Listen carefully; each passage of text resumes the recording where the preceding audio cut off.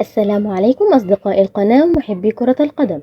أقدم لكم في هذا المقطع موعد مباراة مصر والرأس الأخضر في إطار مباريات تصفيات كأس أفريقيا 2024. بداية نصلي على سيدنا محمد عليه أفضل الصلاة والسلام، وما تنسوش الاشتراك في القناة وتفعيل زر الجرس ليصلكم كل جديد من مواعيد المباريات العربية والعالمية. فلنبدأ.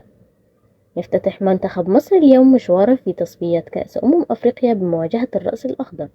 تقام المباراة اليوم الجمعة الموافق 6/9/2024.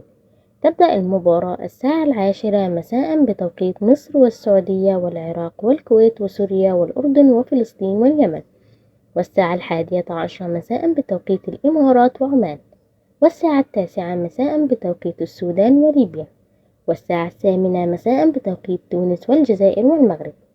تذاع المباراة عبر قناة بي إن سبورت 2 وقناة أون تايم سبورت الأرضية. يعلق على المباراة علي محمد علي.